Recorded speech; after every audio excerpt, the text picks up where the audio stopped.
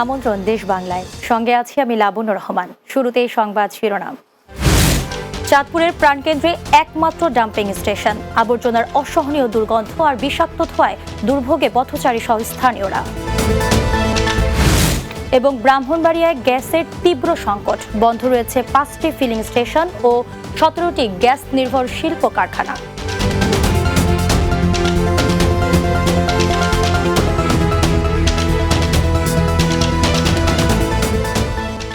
শুনছিলেন শিরোনাম, এবারে বিস্তারিত। চাঁদপুরে একমাত্র ডাম্পিং স্টেশনটি শহরের প্রাণকেন্দ্রে হওয়ায় ময়লা আবর্জনার অসহনীয় দুর্গন্ধ আর বিষাক্ত ধোঁয়ায় দুর্ভোগ পোহাচ্ছেন পথচারী সহ স্থানীয়রা। জনদুর্ভোগ কমাতে ময়লার ভাগাড়টি দ্রুত স্থানান্তরের দাবি এলাকাবাসীর। এই অবস্থায় পৌর কর্তৃপক্ষের আশ্বাস দিয়েছেন জমি অধিগ্রহণ করে দ্রুত ডাম্পিং স্টেশনটি স্থানান্তর হবে। চাঁদপুর প্রতিনিধি রহমান রুবেলের তথ্য ছবিতে বিস্তারিত জানাচ্ছেন জাবলুন নূর। চাঁদপুর পৌরসভার স্বর্ণখোলা রোডের বাসস্ট্যান্ড এলাকায় শহরের ময়লা ফেলার একমাত্র ডাম্পিং স্থান। পৌরসভার প্রাণকেন্দ্রে অবস্থিত এই জায়গাটা একসময় জনশূন্য ছিল, তবে সময়ের সাথে সাথে স্থানটির চারদিকে গড়ে উঠেছে দালানকোঠা আর জনবসতি। সেই সাথে ময়লা জমতে জমতে বর্তমানে ডাম্পিং এর পরিধিও বেড়েছে। তার গন্ধে কোনো থাকবেই যায় না, ময়লা প্রচুর গন্ধ। এইখান থেকে যদি এটা যদি সরিয়ে ফেলাইতো সবার জন্যই ভালোই তো। শিক্ষার্থীরা স্কুলে যেতে পারে না, স্কুলে যাওয়াই টোটালি বন্ধ হয়ে যায় 2-1 দিনের জন্য, কারণ এখানে ময়লা পানি, তারপর ময়লার গন্ধ ছড়ায় যায়। এই কারণে এখানে হাঁটার কোনো ব্যবস্থাই থাকে না। খাজলির ব্যারাম হয়, এরপরে আমরা চুলকানি মুলকানি, তো রাতে ঘুমান যায় না, শ্বাসের সমস্যা হয়। এন দিয়ে সরিয়ে নিলে আমার জন্য আমগো ইয়ার খুব ভালো আর কি।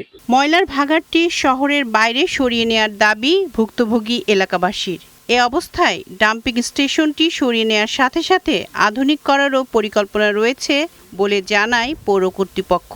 গত 1 মাস যাবৎ জাপানি একটা টিম এটা নিয়ে কাজ করছে যে এই বর্জ্য স্টেশনটাকে কিভাবে আধুনিক মানে উন্নীত করা যায়, বর্জ্য থেকে কিভাবে সম্পদে রূপান্তর করা যায়, সার বানানো যায়।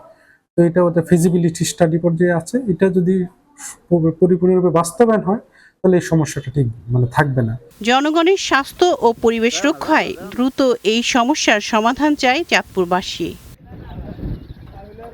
Desk report, Bangla TV. ময়মনসিংহের ভালুকায় অগ্নিকাণ্ডের একটি হার্ডওয়্যারের দোকানে প্রায় 1 কোটি টাকার মালামাল পুড়ে গেছে। শুক্রবার ভালুকা বাস স্ট্যান্ড এলাকায় এই অগ্নিকাণ্ডের ঘটনা ঘটে। জানা গেছে, ভালুকা বাস স্ট্যান্ডের মায়ের দো এন্টারপ্রাইজ হার্ডওয়্যার দোকানের মালিক খালেদ হাসান বৃহস্পতিবার রাতে দোকান বন্ধ করে বাড়িতে চলে যান। শুক্রবার স্থানীয়রা দোকানের ভেতর থেকে আগুনের ধোঁয়া বের হতে দেখে ফায়ার সার্ভিসকে খবর দেন।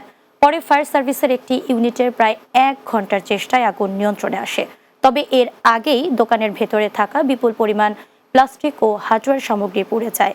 বৈদ্যুতিক শর্ট সার্কিট থেকে অগ্নিকাণ্ডের ঘটনা ঘটতে পারে বলে প্রাথমিকভাবে ধারণা করা হচ্ছে। ঢাকা চট্টগ্রাম মহাসড়কের কুমিল্লার দাউদকান্দিতে পুলিশের ধাওয়ার মুখে কালো রঙের একটি হায়েস মাইক্রোবাস ফেলে পালিয়ে গেছেন এক মাদক কারবারি। পরে পরিত্যক্ত গাড়িতে তল্লাশি চালিয়ে প্রায় 1 কোটি টাকার মূল্যের বিপুল পরিমাণ বিভিন্ন ধরনের মাদকদ্রব্য উদ্ধার করে পুলিশ। জানা গেছে, বৃহস্পতিবার রাতে গোপন সংবাদের ভিত্তিতে দাউদকান্দি মডেল থানা পুলিশ অভিযান চালায়। অভিযানে বিপুল পরিমাণ গাঁজা, ভারতীয় ফেয়ারটিল ও স্কাফ সিরাপ জব্দ করা হয়। দাউদকান্দি মডেল থানার ওসি মোহাম্মদ সাজিদুল ইসলাম পলাশ জানান, এ ঘটনায় মামলা দায়েরের পাশাপাশি পলাতক চালক সহ চক্রের সাথে জড়িতদের শনাক্ত ও গ্রেফতারের অভিযান অব্যাহত রয়েছে। ময়মনসিংহ নগরীর মাসকান্দা এলাকার রাব্বি হত্যা মামলার প্রধান আসামি আব্দুল খালেককে গ্রেফতার করেছে র্যাব। বৃহস্পতিবার রাতে ময়মনসিংহ সদর উপজেলার রঘুরামপুর এলাকা থেকে তাকে গ্রেফতার করা হয়।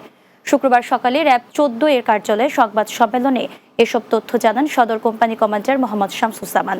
র্যাব জানায়, প্রাথমিক জিজ্ঞাসাবাদে গ্রেফতারকৃত আসামি হত্যাকাণ্ডে সরাসরি জড়িত থাকার কথা স্বীকার করেছেন। মূলত চাঁদাবাজি এবং পূর্বশত্রুতাকে কেন্দ্র করে এই হত্যাকাণ্ডের ঘটনা ঘটেছে। গত 13ই আগস্ট দুপুরে ময়মনসিংহ নগরীর মাসকান্দা এলাকায় দেশীয় ধারালো অস্ত্র দিয়ে রাব্বিকে কুপিয়ে হত্যা করা হয়।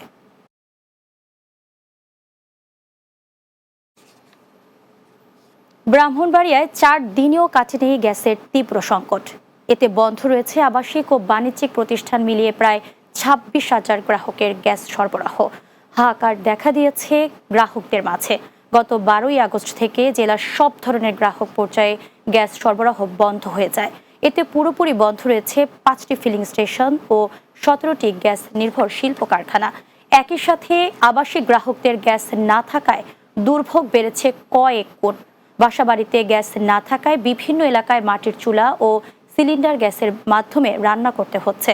আকস্মিক এই বিপর্যয়ের কারণে আবাসিক গ্রাহক পর্যায়ে এখন হিমশিম অবস্থা। কিছু এলাকায় স্বল্প পরিসরে গ্যাস সরবরাহ থাকলেও তা প্রয়োজনের তুলনায় খুবই কম। গ্যাস সংকটের কারণে তো ফিলিং স্টেশন পুরোপুরি বন্ধ। এই ফিলিং স্টেশনের যাবতীয় খরচ তো মেটাতে হচ্ছে, যার কারণে মালিক পক্ষ খুবই ক্ষতিগ্রস্ত হচ্ছে। যারা পরিশ্রমী মানুষ আছে, দিনমজুর গাড়ি চালায় ড্রাইভার, তারা তো অনেক কষ্ট করতেছে। এই বাচ্চা কাচ্চা আছে, খাওয়ার কষ্ট, হোটেল থেকে কিনে না খাওয়া যায়, কষ্ট করতেছে, গ্যাস হইতাছে না, আমরা ফাঁকসা অনেক কষ্ট হইতাছে। টঙ্গীর এরশাদনগর এলাকায় পুলিশের মাদক বিরোধী অভিযানে বাধা দেওয়ার ঘটনা ঘটেছে। এই ঘটনায় একজন পুলিশ সদস্য আহত হয়েছেন। বৃহস্পতিবার রাতে এই ঘটনা ঘটে। পুলিশ জানায়, টঙ্গীর এরশাদনগর এলাকায় চিহ্নিত মাদক কারবারিদের বসত বাড়িতে অভিযান চালায় পুলিশ। পরে মাদক কারবারের সাথে যুক্ত সন্দেহে কয়েকজনকে আটক করে জিজ্ঞাসাবাদ করতে থাকে। এ সময় পুলিশের ওপর হামলা চালিয়ে আটককৃতদের ছিনিয়ে নেয় স্থানীয়রা। পরে এ ঘটনায় জড়িত থাকার অভিযোগে পুলিশ 2 জনকে আটক করে থানায় নিয়ে আসে।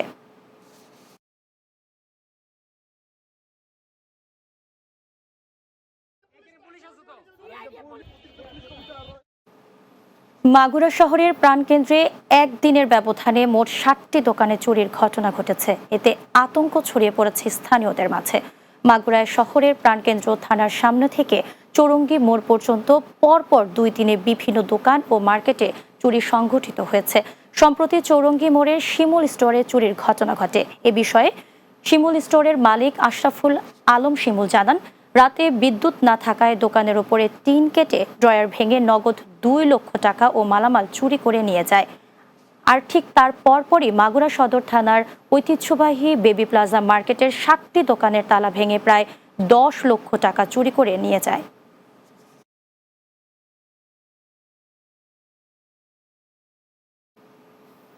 সরকারের নির্বাচনী ইশতেহার অনুযায়ী ঘোষিত 180 দিনের কর্মসূচি বাস্তবায়নের লক্ষ্যে মাদারীপুরের ডাসারে মত বিনিময় সভা অনুষ্ঠিত হয়েছে। ডাসার উপজেলা প্রশাসন ও উপজেলা শিক্ষা অফিসের যৌথ আয়োজনে উপজেলা পরিষদ হলরুমে এ সভার আয়োজন করা হয়। উপজেলার 51টি সরকারি প্রাথমিক বিদ্যালয়ের প্রধান শিক্ষক এবং প্রতিটি বিদ্যালয়ের মাদার্স কমিটির 1 জন করে প্রতিনিধি এতে অংশ নেন। সভায় প্রাথমিক শিক্ষার মান উন্নয়ন এবং সরকারের 180 দিনের লক্ষ্যমাত্রা অর্জনে মা ও শিক্ষকদের ভূমিকা নিয়ে আলোচনা করা হয়। ডাসার উপজেলা নির্বাহী অফিসার জাকিয়া সুলতান অনুষ্ঠানে সভাপতিত্ব করেন। প্রধান অতিথি ছিলেন জেলা প্রশাসক মর্জিনা আক্তার। সভায় বক্তব্য রাখেন জেলা প্রাথমিক শিক্ষা অফিসার মোহাম্মদ ফজলে ইলাহি, জেলা তথ্য অফিসার দেলোয়ার হোসেন এবং ডাসার উপজেলা প্রাথমিক শিক্ষা অফিসার ফাতেমা বেগম সহ সুশীল সমাজের ব্যক্তিবর্গ। দেশ বাংলায় নিচ্ছি বিরতি। ফিরে এসে অন্যান্য সংবাদের সাথে আরও যা থাকছে। হবিগঞ্জের চুনারু ঘাটে বেড়েছে লটকনের চাহিদা। 2 উদ্যোক্তা এই ফল চাষ করে এখন আয় করছেন বিপুল অর্থ।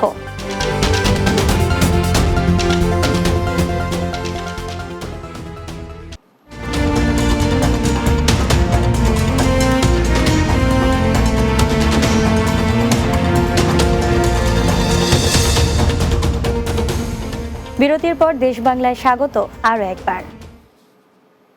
হবিগঞ্জের চুনারুঘাট উপজেলার ধলাঝাই গ্রাম ও বাল্লা স্থলবন্দরের পাশের বাগান এখন সবুজের সমারোহ। সারি সারি লটকন, গাছে থোকায় থোকায় ঝুলছে পাকা ফল। ঔষধি গুণ ও স্বাদের কারণেও দিন দিন বাড়ছে লটকনের চাহিদা। সেই চাহিদাকে কাজে লাগিয়ে হবিগঞ্জের চুনারুঘাটে 2 উদ্যোক্তা গড়ে তুলেছেন এই ফলের বাগান, যেখানে লটকনের পাশাপাশি চাষ হচ্ছে বিভিন্ন জাতের মৌসুমী ফল। হবিগঞ্জের চুনারুঘাট থেকে মোতাব্বির হোসেন কাজলের পাঠানো তথ্যচিত্রে বিস্তারিত জানাচ্ছেন সুরাইয়া সীমা। হবিগঞ্জের চুনারুঘাট উপজেলার গাজীপুর ইউনিয়নের ধলাঝাই গ্রাম ও বাল্লা স্থলবন্দরের পাশে বাগানটি এখন সবুজের সমারোহ। বর্ষা স্নিগ্ধ প্রকৃতিতে ফল সমৃদ্ধ বাগানের মনোমুগ্ধকর দৃশ্য দেখতে প্রতিদিন ভিড় করছেন দর্শনার্থীরা। 2012 সালে প্রায় 6 একর জমিতে বাগানটি গড়ে তোলেন উদ্যোক্তা জালাল উদ্দিন খান ও শহীবুল্লাহ। লটকনের পাশাপাশি এখানে চাষ হচ্ছে হাড়িভাঙা, হিমসাগর, আম্রপালি এবং অন্যান্য সুস্বাদু জাতের আম। রয়েছে কাঁঠাল সহ বিভিন্ন মিশ্র ফলের গাছ। বর্তমানে বাগানের লটকন ও আম বিক্রি করে এ মৌসুমে কয়েক লাখ টাকা লাভ করেছেন তারা। আম, কাঁঠাল, লটকন আমরা এলাকাতে অনেক মানুষ নিয়ে খায়। অন্তত 4-5 লক্ষ টাকার বেচা কিনা করা যায় একটা বাগান থাকলে মোট মিলাইয়া আমি আগে যে অল্প পাইছি তো 8-10 লক্ষ টাকা মোট এই পর্যন্ত আমি মনে করি মালিক হইতে পারি। বাগান দেখে অনুপ্রাণিত হয়ে দূর দূরান্ত থেকে প্রতিদিন অনেকে আসছেন পরামর্শ নিতে। কারেন্ট দেন, পানি দেন, আমরা লটকনটা করতাম, সবুল্লাহ বাগানটা কইরা বেশি লাভবান। এই লটকন বাগানের মাঝে অনেক লাভবান। ওনার কাছ থেকে আমি কিছু পরামর্শ নিছি, ওনার দেখা দেখি আমরাও লাগাইতাম। কৃষি বিভাগ থেকে সঠিক পরামর্শ দেওয়া হচ্ছে যাতে তারা বাণিজ্যিকভাবে লটকন চাষে আরও সফল হতে পারেন। আমরা আশা রাখি তাদেরকে প্রয়োজনীয় পরামর্শ এবং দিক নির্দেশনার মাধ্যমে লটকন চাষকে চুনারুঘাট উপজেলার একটি জনপ্রিয় ফল চাষ হিসেবে গড়ে তুলতে পারব। এই বছর তাদের একটা আমরা বাগান পরিচর্যা করার লাগিয়া ট্র্যাক্টর, মিনি ট্র্যাক্টর দিচ্ছি যাতে বাগানের মাটিগুলারে সুন্দর হইয়া জুরজুরে হইয়া দেওয়া যায়, সময় মতো সার প্রয়োগ করা যায়, এই পরামর্শগুলো দেই। পুষ্টিগুণে ভরপুর লটকন রোগ প্রতিরোধ ক্ষমতা বাড়াতে সহায়ক। ছোট আকারের এই ফলে ভিটামিন B2, ক্যালসিয়াম, ফসফরাস, লৌহসহ বিভিন্ন গুরুত্বপূর্ণ খনিজ উপাদানে সমৃদ্ধ। Desk report, Bangla TV. টাঙ্গাইলের মির্জাপুরে বসত ঘর থেকে মা ও 4 বছরের মেয়ের মরদেহ উদ্ধার করেছে পুলিশ। শুক্রবার উপজেলার আনাইতারা ইউনিয়নের ধুপুরিয়া গ্রামে এই ঘটনা ঘটে। নিহতরা হলেন ধুপুরিয়া গ্রামের রাজমিস্ত্রি রাজীব হোসেনের স্ত্রী কণিকা আক্তার ও তার 4 বছরের মেয়ে রাজিয়া। প্রায় 6 বছর আগে প্রেমের সম্পর্কে রাজীব ও কণিকার বিয়ে হয়। বিয়ের পর থেকে তাদের মধ্যে পারিবারিক কলহ চলছিল। এলাকাবাসীর ধারণা, পারিবারিক যন্ত্রণা থেকে মুক্তি পেতে কণিকা প্রথমে তার শিশুকে গলা টিপে হত্যা করেন, পরে নিজে আত্মহত্যা করেছেন। পরে পুলিশ মরদেহ উদ্ধার করে। কণিকার স্বামী রাজীব মিয়া সিলেটে থাকেন। এ ব্যাপারে মির্জাপুর থানার ওসি মোহাম্মদ আব্দুল্লাহ আল মামুন বলেন, খবর পেয়ে লাশ উদ্ধার করা হয়েছে।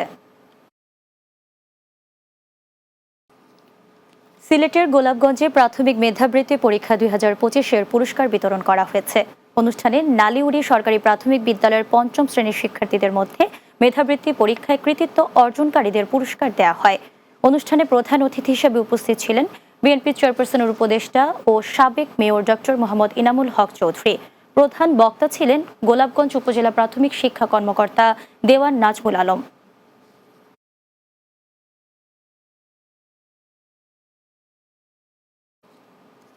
টাঙ্গাইলের সরকারি সাদত কলেজের সমাজকর্ম বিভাগের 10 বছর পূর্তি উদযাপিত হয়েছে। কলেজের সমাজকর্ম বিভাগের উদ্যোগে র্যালি অনুষ্ঠানের আয়োজন করা হয়। এতে প্রধান অতিথি ছিলেন কলেজের অধ্যক্ষ পারভিন আক্তার। অ্যালামনাই অ্যাসোসিয়েশনের আহ্বায়ক ইউসুফ হোসেন রুবেলের সভাপতিত্বে বক্তব্য রাখেন বিভাগীয় প্রধান মোহাম্মদ আবেদ আহাদ তালুকদার, সদস্য সচিব সাব্বির হোসেন ভেনাস সহ আরও অনেকে। এ সময় বিভাগের প্রাক্তন ও বর্তমান শিক্ষক শিক্ষার্থী বৃন্দরাও অংশ নেন। প্রবীণ শিক্ষার্থীরা তাদের কলেজ জীবনের স্মৃতিচারণ করে আবেগ আপ্লুত হয়ে পড়েন।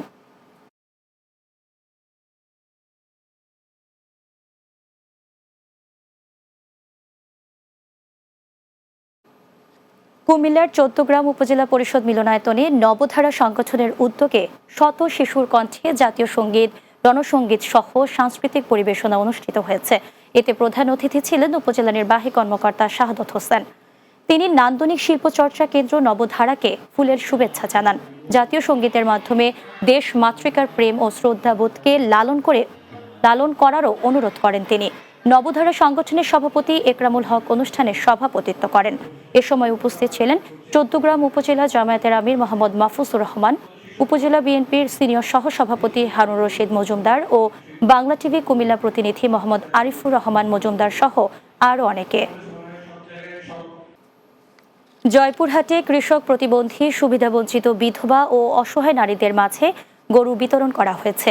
পাঁচবিবির বটতলী বাজারে বেসরকারি সংস্থা এসডিএস এর কার্যালয়ে সমাজসেবা অধিদপ্তর এবং বেসরকারি সংস্থা এসডিএস এর যৌথ উদ্যোগে মোট 600 জন উপকারভোগীর মাঝে এসব গরু হস্তান্তর করা হয়।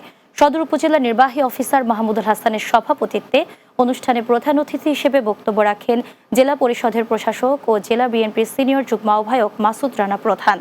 এছাড়া বিশেষ অতিথির বক্তব্য রাখেন জেলা প্রাণী সম্পদ কার্যালয়ের training officer doctor SM Khurshid Alam, জেলা সমাজসেবা কার্যালয়ের সহকারী পরিচালক শাহাদাত হোসেন, SDS সংস্থার সভাপতি গুলশান আরা গ্যালিন, জেলা কৃষক দলের সদস্য সচিব মঞ্জুরু মাওলা পলাশ সহ অন্যান্য নেতৃবৃন্দরা।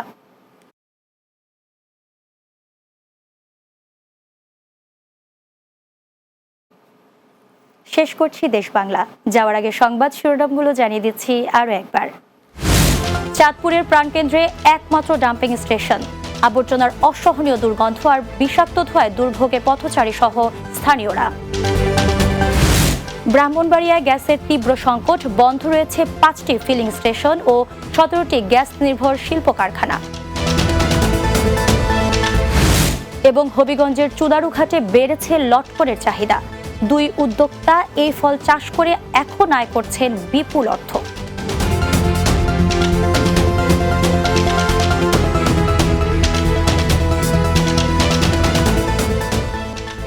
এই ছিল দেশ বাংলায়। আমাদের পরবর্তী সংবাদ বিকেল 4টা 30 মিনিটে দিনের বাংলা দেখার আমন্ত্রণ রইল। এতক্ষণ সঙ্গে থাকার জন্য ধন্যবাদ সবাইকে।